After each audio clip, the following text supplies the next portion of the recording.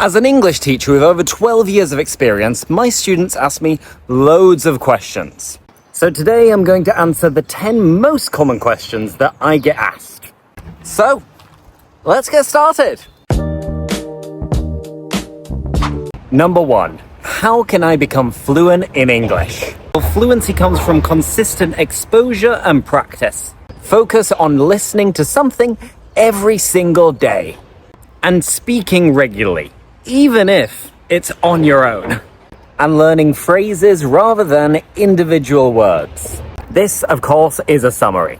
Regular viewers of my channel will know that what I always encourage is immersion. You need to immerse yourself in the language as much as possible, and the more you immerse yourself in the language, the quicker you will become fluent. And for me, being fluent is being comfortable and confident using the language, having different types of conversations with different people. That is being fluent, because nobody can be perfect, or at least perfection is really hard. So stay consistent and keep immersing yourself in English. Number 2, how long does it take to learn English? Well, it depends on your level, the time you invest, and your consistency. So there is no one right answer here. If you start as a beginner, you are going to improve and notice this improvement much faster than an upper intermediate or an advanced level speaker. I'd say that in just a few months, you can start to become more confident and reach, an intermediate or even upper intermediate level if you are immersing yourself in the language. But then we have the famous language plateau. This is when you reach a decent level and your progress from being like this starts to plateau. It starts to get slower and slower, which personally I think is quite obvious. Because the more you learn and the more you know, then the less you have to learn. So your progress stagnates and gets slower and slower, which can be really frustrating. Repetition is the most important thing. So when your progress starts to slow down, just stick at it, keep going and keep repeating until words and phrases that you maybe didn't know that well become second nature. They become natural. Number 3, should I focus more on grammar or speaking? At school, I'm sure you learned the basic grammar of present simple, present continuous, past simple, future simple, and so on. And to be honest, once you've got that foundation, then I'd say focus on speaking and learning vocabulary. The more words you know, the more you will feel comfortable, and the less you will stop, pause, and freeze. So of course, it's very useful and very necessary to learn the grammar. But I think most people who are watching this and around the world already know enough grammar. From there, the important thing to focus on is communication, vocabulary, and, confidence. In practice, once again, this means immersion. Listening to podcasts, watching series, reading the news or books, and of course, speaking at every opportunity possible. Number 4 is a classic. Why can I understand English, but I can't speak it? Obviously, both of these things focus on the English language. But listening and speaking are two different skills. Just like reading and writing are different skills. There are things in common and transferable skills, but they're not the same. If you spend hours and hours and hours listening to the language with music, podcasts, radio, series, then of course you're training this skill and it's going to improve because the more time you spend doing this, the better it's going to get. But are you practicing your speaking? And that is the key question you need to be asking yourself. The logic is simple.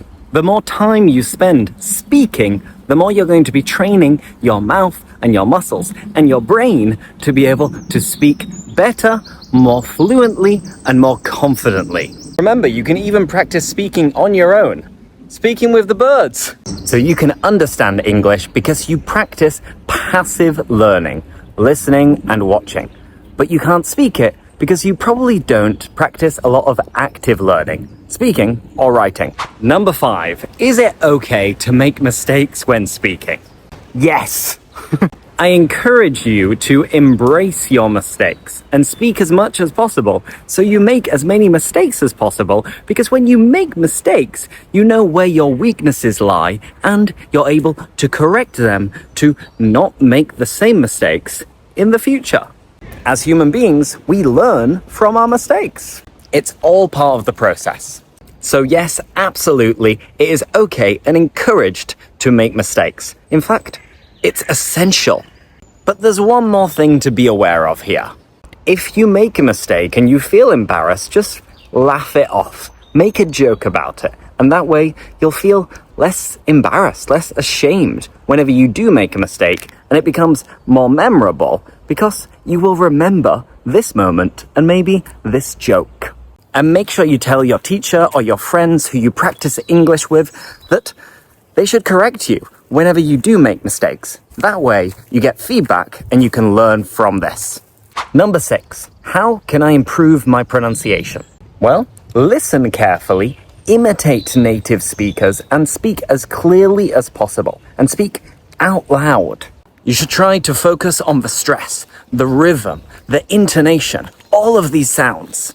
One common tactic or technique is shadowing, which you can practice on my channel, where essentially you pay attention to me speaking and pronouncing words and phrases, and then you try your best to repeat it sound for sound. Another tip is basically to be an actor. Try to act to the best of your ability to, make it dramatic, and that could also make it quite fun. Pretend you're on stage and really pronounce everything using different emotions. Sadness, happiness, being excited, being nervous, being terrified. Be an actor. Number 7, what's the best way to learn new vocabulary? This is a tough one. Well, first word is immersion, which again means learning words in context, not just memorizing words or phrases on their own. You need to always learn them in context. Again, listening, reading, or watching something. That way you'll figure out which collocations exist. And collocations are 2 words that are best friends, basically. They always go together.